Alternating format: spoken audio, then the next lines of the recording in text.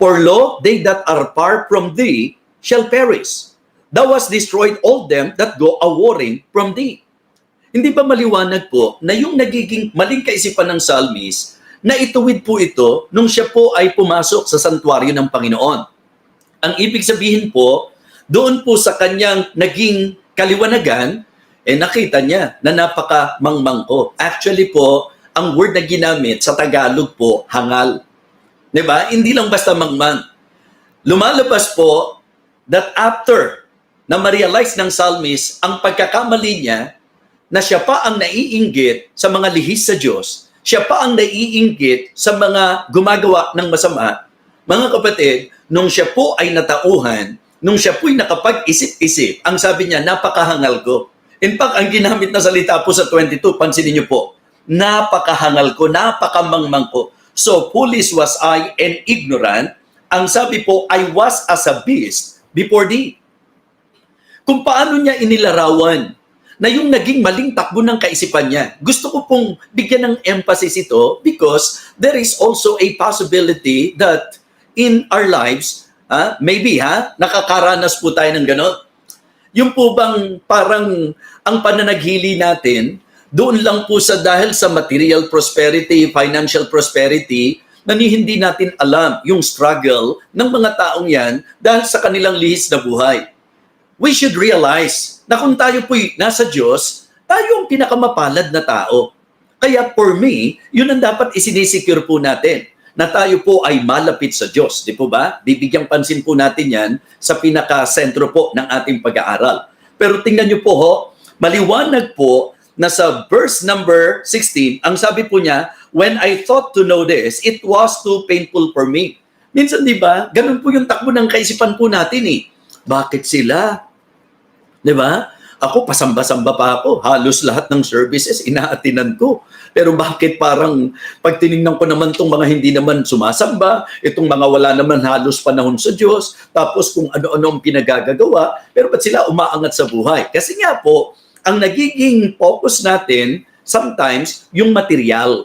Mali po yun, mga kapatid. Kasi, lahat ng mga bagay na pang material, yan po, mga kapatid, hindi po magtatagal yan eh. Pero alam nyo po, yung spiritual na bagay, yun po yung dapat mas binibigyan natin ng importansya.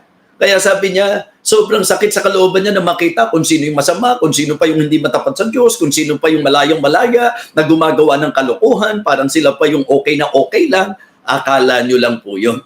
Sabi po ng verse number 17, nung ganun nang naiisip niya, sabi ng verse number 17, until I went in the sanctuary of God, then understood I their end.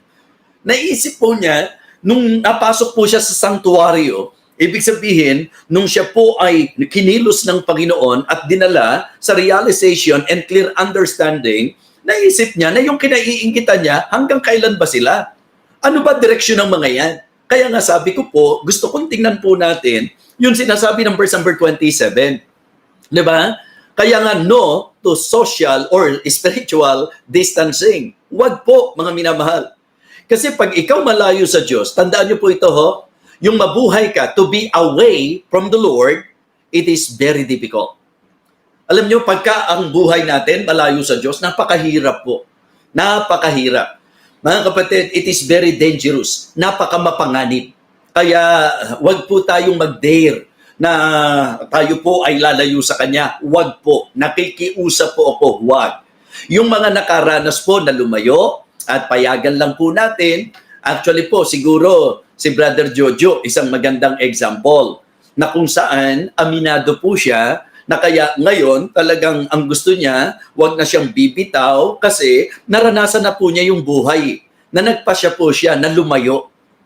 Naranasan po niya na medyo nadulas. Naranasan po niya na siya po inalihis. At doon sa karanasan, kitang-kita po niya yung comparison, na talagang pagka iniisip mo lang, parang nakakaingit sila, pero pag nahandoon ka na, doon mo may isip na napakahirap. It is very difficult to be away from the Lord. It is very dangerous. Mga kapatid, again, pansinin niyo po to be away from God, it is very dangerous. It is very difficult, and it is destructive. Ang sabi po ng talata, maliwanag po eh. For lo, they that are far from thee, anong sabi po? Shall perish. Yung prodigal son, alam natin ang nangyari sa kanya. Nung lumayo po siya sa kanyang ama, nagkawindang-windang po ang buhay niya. Ang ginamit nga po ng salita ng Diyos di ba? Nagpasimula po siya. There he wasted his substance with riotous living. And he began to be in want. Yung ginamit na salita po, doon sa paglalarawan sa prodigal son, nung lumayo, pansinin niyo po, ang buhay po na lalayo sa Diyos ay buhay na masasayang. Yes, to be away from God, wasting po yan, mga kapatid. To be away from God, wanting po yan. Ibig sabihin, magkukulang ka, di ba? So, ikaw ay kakapusin sapagkat may hangganan ang lahat. At worse po yan, di ba? So, life of wasting, wanting, and worse. Yan po ang mangyayari.